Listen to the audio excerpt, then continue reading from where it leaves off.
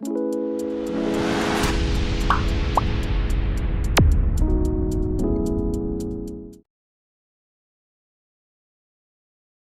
আগের ক্লাসগুলিতে দেখেছিলাম যখন কেউ আমাদের জন্য রিপোর্ট তৈরি করে দেয়, ডাটা এন্ট্রি করে দেয়, তখন সেখানে বেশ কিছু ভুল থাকে। ভুল হতেই পারে, ডাটা এন্ট্রি করতে গেলে ভুল হবে, এটাই স্বাভাবিক।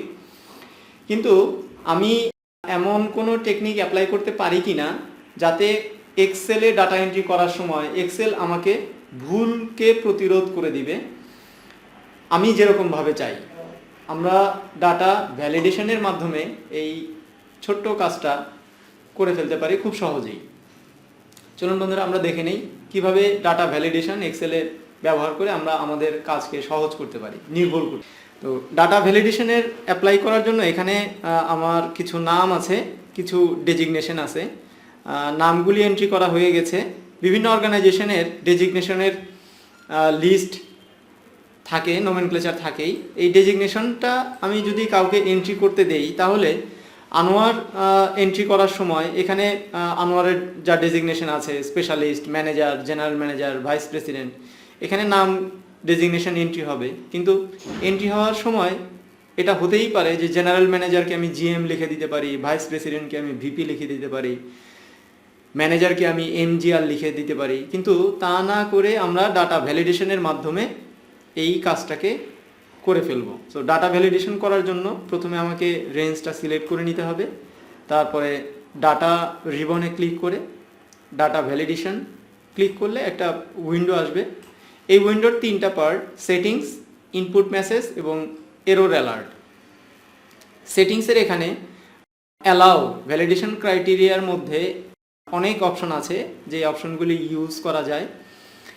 হোল নাম্বার, পূর্ণ একটি নাম্বারকে ইউজ করা যায়। ডেসিমাল, দশমিক সংখ্যার কোনো নাম্বারকে এন্ট্রি করা যায়। লিস্ট, যেটা আমরা এই মুহূর্তে অ্যাপ্লাই করব, একটা লিস্টকে আমরা এখানে ভ্যালিডেশনের মাধ্যমে পিক করে নিয়ে আসব। ডেটকে ভ্যালিডেট করা যায়, কোনো একটা স্পেসিফিক টাইমলাইনকে ভ্যালিডেশনের মাধ্যমে ভ্যালিড করা যায়। ইনভ্যালিড ডাটাগুলিকে ক্যান্সেল করে দেওয়া যায়। টাইম, টেক্সট লেন্থ এবং কাস্টম, আমি আমার মতো করে কাস্টমাইজ করে আমি ফর্মুলা এখানে অ্যাপ্লাই করতে পারি। সো এই মুহূর্তে আমরা এই সব ভ্যালু থেকে শুধুমাত্র লিস্টকে নিচ্ছি, যেহেতু আমাদের একটা লিস্ট তৈরি করা আছে। এই লিস্টটা আমি এখানে সরাসরি লিখেও দিতে পারি, অথবা আমার সোর্সকে আমি এক্সেলের কোনো সেল থেকেও রেফার করে দিতে পারি, একই কাজ হবে। ডাটা ইনপুট মেসেজে যাওয়ার আগে এটাই হলো আমার সেটিংসের কাজ।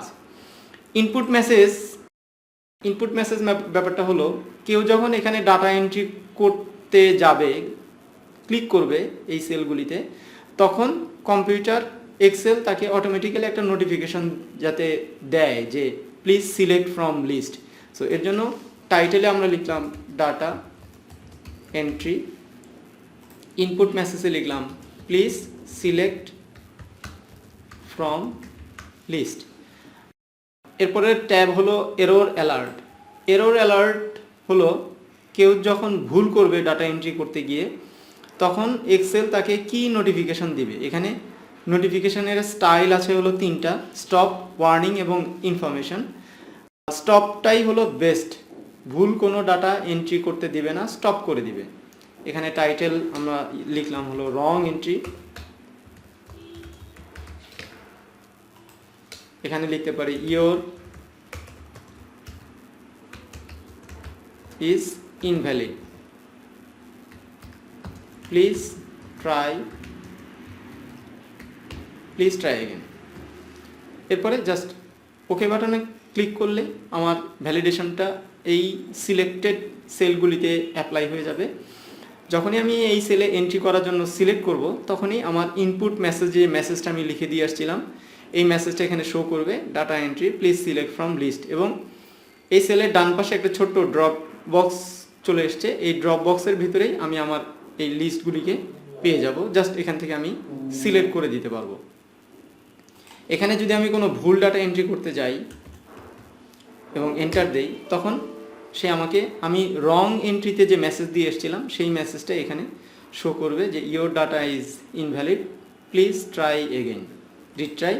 তখন আমি এটাকে জাস্ট মুছে দিয়ে আমি এই লিস্ট থেকে সিলেক্ট করে দিলাম। তো আমি এভাবেই ডাটা ভ্যালিডেশনের মাধ্যমে আমার ভুল ডাটা এন্ট্রি করাকে প্রতিহত করতে পারি। যদি এই অপশনটাকে আমি ক্যান্সেল করে দিতে চাই, জাস্ট সিলেক্ট করে ডাটা ভ্যালিডেশন, এখান থেকে আমি ক্লিয়ার অলে ক্লিক করলেই আমার এই ডাটা ভ্যালিডেশন পুরোটাই ক্যান্সেল হয়ে যাবে। সো আশা করি আপনারা সবাই বুঝতে পেরেছেন, ডাটা ভ্যালিডেশন খুবই গুরুত্বপূর্ণ একটা অংশ।